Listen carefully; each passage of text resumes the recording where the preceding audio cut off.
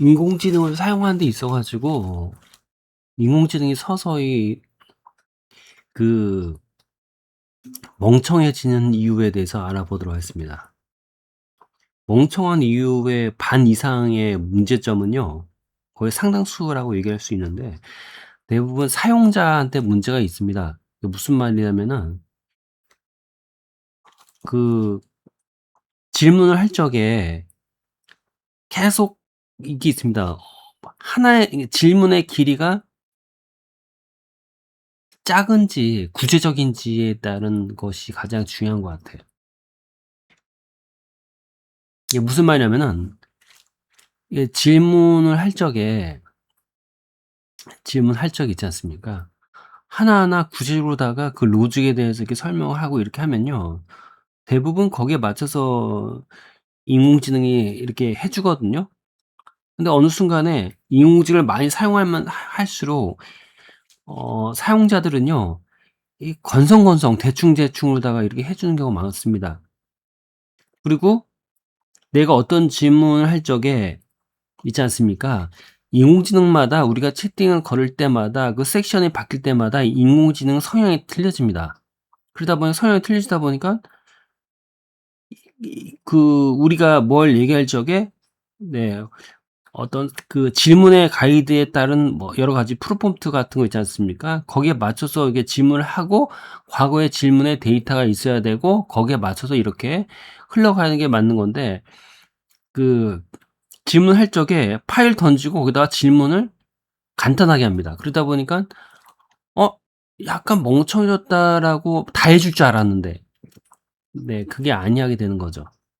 그니깐 인공지능을 좀 더 잘 사용하려면은 그 프로젝트에다가 파일 넣고 거기다가 그 프로젝트에 맞는 가이드라인이 있을 것입니다. 가이드라인. 이건 이렇게 해야 되고 이건 이렇게 해야 되고, 나중에 뭐 이렇게 모든 완성 부분들이 끝나고 그 가이드라인을 지켰는지, 그리고 그 가이드라인에 따라서 뭐다 로직이 만들어졌는지 그러면 되잖아.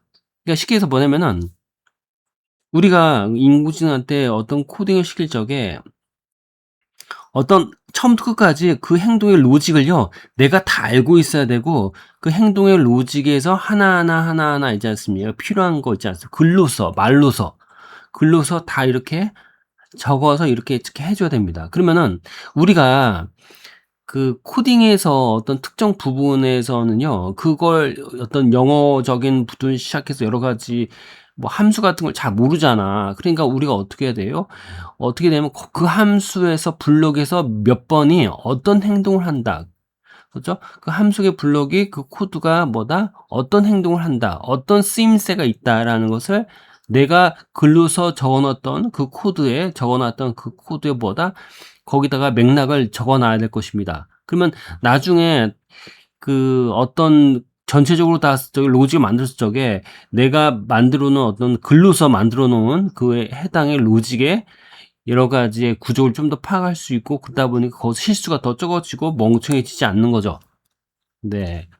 그러니까 여러분들이 어떤 로직을 만들 적에는요, 그 파일의 행동 수칙, 행동 범위 같은 것을요, 이게 정확하게 하나부터 이렇게 나열을 해야 돼. 그래야지 인공지능이 헷갈리지 않아. 쉽게 해서 그겁니다. 인공지능이 멍청해진 이유가 뭐냐면은 헷갈려서 그런 거야, 걔한테. 걔가 뭘 지켜줘야지 뭘 맞는 건지 모르다 보니까 막 이무대로 막 행동하는 거야.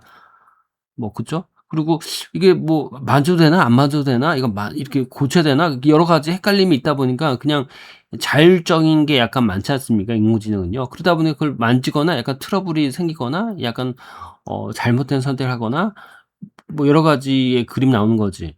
그죠? 그러니까, 그리고 이건 있습니다.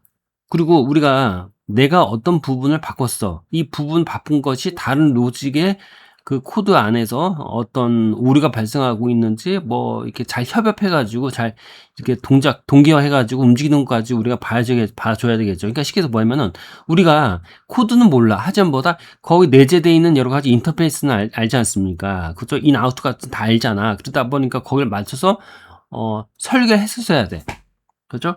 설계했었어야 되고, 그리고 한번 이렇게 우리가 원하는 것을 구조를 이렇게 파악하고, 그리고 그것만 만졌는지, 그리고 그 구조를 잘 효율적으로 했는지에 대해서 비판적으로다가 다시 검사를 하면 되겠습니다. 그러니까 쉽게 해서 뭐냐면은 인공지능은 솔직히 하다 보면 이게 사용을 하다 보면은 이게 구체적으로다가 질문하는 것도 귀찮거든요.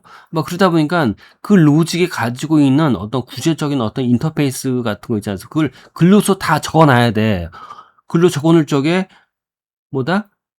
그 코드에 맞춰진 여러 가지 블럭에 맞춰진 뭐 행동 수칙 같은 것도 다 적어 놔야 돼.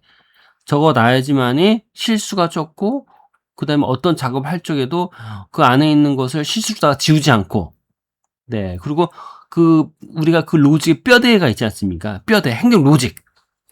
뼈대에 관련된 어떤 행동 로직이 있잖아. 그래서 걔가 인공지능이 좀 더 지킬 수가 있고. 그러니까 우리는 이 주둥아리로다가 모든 걸 다 이렇게 나열을 시키거나 얘기를 할 수는 없잖아. 그러다 보니까 어떻게 되는 거죠? 프로젝트 안에서 내가 그 파일에는 또 다른 파일이 있는 거죠.